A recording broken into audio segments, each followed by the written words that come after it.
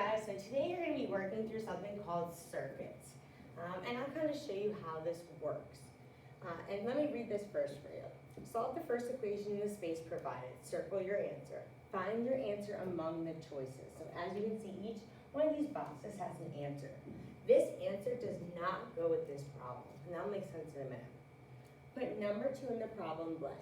Work that question and proceed in this manner until finished. So let me show you how this works. So I need to solve this equation.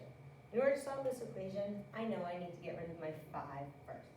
Since it's being added, I'm going to subtract. Remember, whenever we're solving equations, we're using PEMDAS backwards, which means that we need to get rid of any addition and subtraction first, then multiplication and division. So on this side of the equal sign, I have addition right here. I want to get rid of that first. So that's gone. I'm going to bring down my negative 2x, and then negative 31 minus 5 would give me a negative 36. My last step will be to divide by negative 2. That's where I'm at right there. I already added or subtracted. Now I need to multiply or divide to get that variable by itself. These cancel out, leaving me x equals, and 36 divided by 2, divided by negative 2, is a positive 18.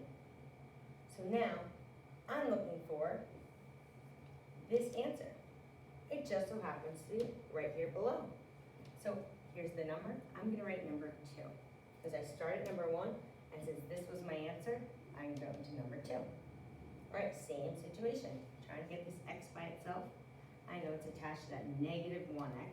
Just going to draw on that one. On this side, there is subtraction, so I'm going to add 7 on both sides. That'll give me negative 25 equals negative 1x. I know I need to divide next.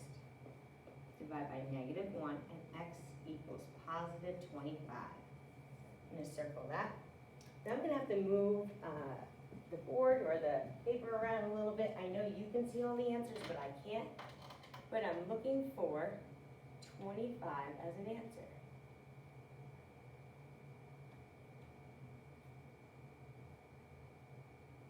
Oh, and there it is right there.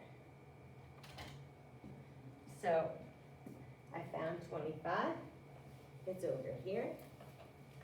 So I know that this next problem is going to be number 3, right? Because that says x equals 25. Hope you're starting to get the hang of this. Okay, let's solve for x one more time. And then I'll probably let you try the rest of this on your own. I might do a couple more with you.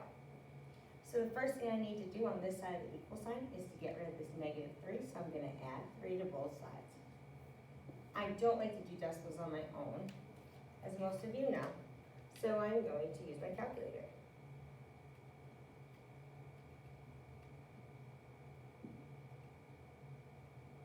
And that is going to give me 1.7. All right. So I'm going to bring down 1.7x. The x is attached to something by multiplication, so I need to divide. I'm going to divide both sides by 1.7, and know that anytime something is divided by itself, it equals 1. All right, that was my third question. Oh, right up there, I see answer equals number 1, so that's going to be number 4.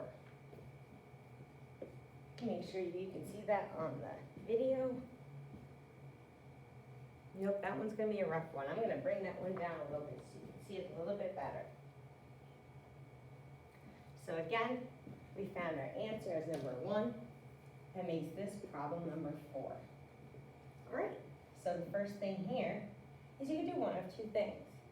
You can distribute the half, which would be great, and most people might want to do that. But for me, since this whole thing's being multiplied by 1/2, I'm going to multiply by the reciprocal, which is 2 over 1 on both sides, just to get rid of that.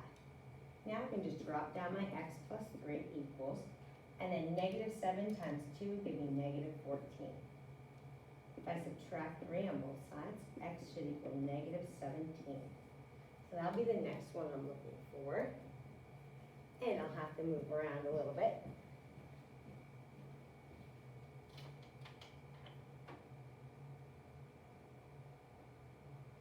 And there it is. X equals negative 17.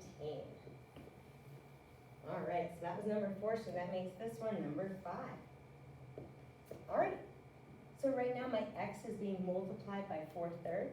I can either multiply by the reciprocal, which would be 3/4, and that's probably what I'm going to do.